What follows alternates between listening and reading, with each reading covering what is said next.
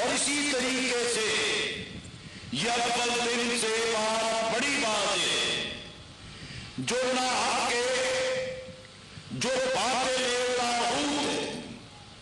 جو اللہ کے دین کی بغاوت کا راستہ، ان قوتوں کے پاس دلیل کے ساتھ انسانی ذہنوں و دلوں کو مسخر کرنے کی مضبوط بنیاد نہیں ہے، اس لیے وہ جھوٹ کا، فریب کا، انسانی ذہنوں کو انتشار اور تذبذب میں ڈالنے کا، اور پھر وہی قوتیں ہمیشہ طاقت، قوت،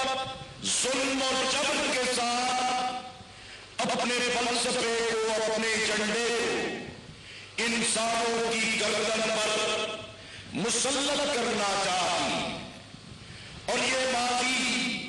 قریب کی، ماضی بعید کی تاریخ کو دیکھے کہ یورپ نے مغرب میں ہمیشہ اسلام سے، اہل ایمان سے، انبیاء اور پیغمبروں کے پیروکاروں سے ایک دشمنی اور ویر کا راستہ اختیار کیا ہے۔ انہی قوتوں نے صلیبی جنگوں کے ذریعے طویل مدت تک اپنے نظریے کو، اپنی فکر کو لوگوں کی گردن پر مسلط رکھا۔ پھر انہی قوتوں نے ایشیائی ممالک، افریقی ممالک، یہاں غلامی کے دور کو، غلامی کے دور کو طویل رکھنے کے لیے ہر حربہ اور ہر قوت کا راستہ استعمال کیا، اور اسی طریقے سے ہم دیکھیں کہ اس کشمکش میں ان قوتوں کو شکست بھی ہوتی رہی، انہیں میدان چھوڑنے پر مجبور ہو جانا پڑتا رہا ہے، لیکن کسی عرصے میں امریکہ یورپ کی قوتوں کے ساتھ، رومن امپائر کے ساتھ، اور امریکہ اسی ماضی کی صلیبی جنگوں کے تصور، اسلام کی دشمنی، علم و حق کو راہ راست سے ہٹا دینے کے لیے ایک نئی طاقت اور قوت کی صورت میں ابھر کر سامنے آیا۔ اسی لیے آج ہم دیکھیں کہ عرب اہل ایمان مسلم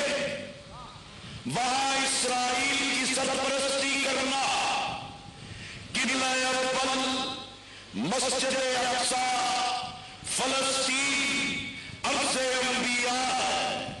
لیکن عربوں کے سینے، عرب دنیا کے سینے، امریکہ نے اسرائیل کی صورت میں یورپی ممالک کی مدد کے ساتھ ایک خنجر کھول کے رکھا کہ عرب ممالک اپنے وسائل، لوگوں کی ایمانی طاقت اور اس خطے میں دین اور شریعت کی محبت کی بنیاد وہ پورے خطے میں اپنی اہمیت کو، اپنے وجود کو تسلیم نہ کروا سکے۔ اسی طرح افغانستان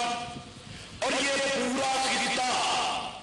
ماضی کے تمام تاریخی تناظر میں بے پناہ اہمیت رکھتا ہے۔ یہاں 9/11 کی آگ افغانستان پر امریکی افواج کا چڑھ دوڑنا اور آگے بڑھ کر کے یونائیٹڈ نیشنز کی قرارداد کی بنیاد پہ نیٹو فورسز کے ممالک نے امریکہ کی اس خواہش اور ایجنڈے کا ساتھ دیا، اصل اس کی پشت پر اسلام کی دشمنی، عالم اسلام کو کمزور کرنا،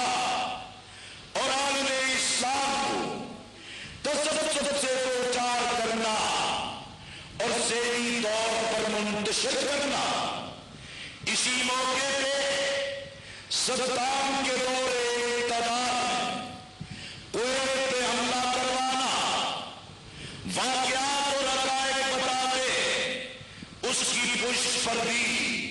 امریکی سے انکار فرماتا، پھر یہ پروپیگیٹ کرنا کہ صدام نے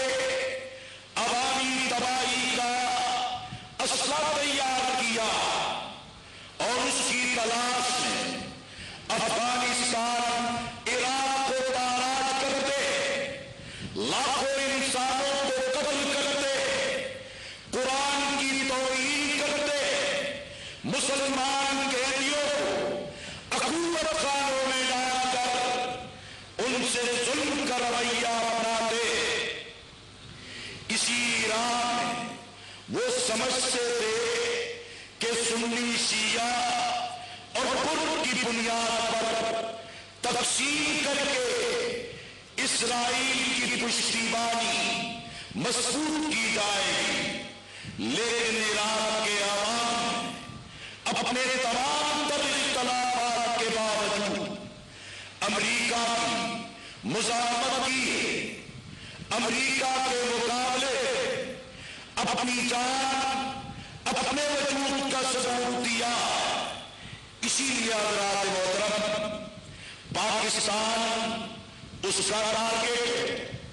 پاکستان اور یہ خطہ ہر امپائر، ہر بنیادی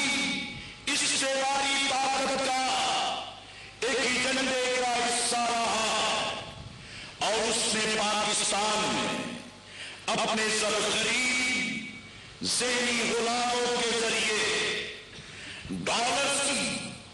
دولت کی، وسائل کی لالچ دے کے پاکستان کو اپنے مقاصد کے لیے استعمال کرنے کی ہر کوشش کی ہے، اور ہماری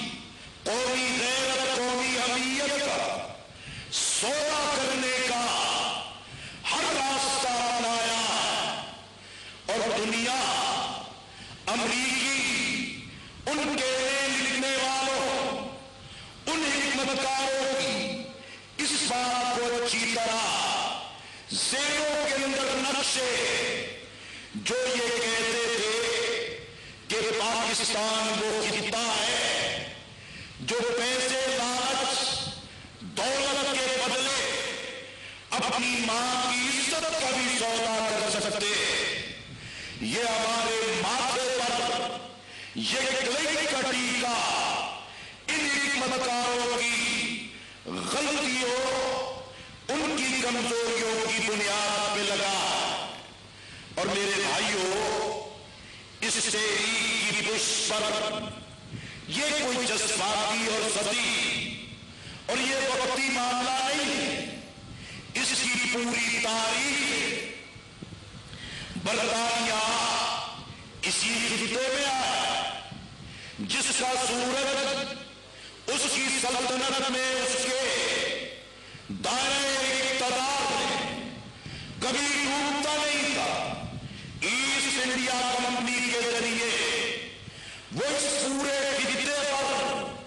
مسلمانوں کے اقتدار کو تاراج کر کے اپنی غلامی مسلط کرتا، اپنی بالادستی قائم کرتا ہے، لیکن برے صغیر کے انسانوں، سات سمندر پار اس استعماری طاقت کی بالادستی کو قبول نہ کیا۔ اسی طرح روس اس طرح کی طاقت، نظریاتی طاقت، نیوکلیئر طاقت، سب جنگ میں امریکہ اور روس نے دنیا کو اپنے مفادات کے لیے تقسیم کر رکھا تھا، لیکن روس اس افغانستان پہ چڑھ دوڑتا، وہ افغانستان جو ہمیشہ یونائیٹڈ نیشن میں امریکہ کے ساتھ کھڑا رہتا، امریکہ کے ہاں میں ہاں ملا، روس کی ہاں میں ہاں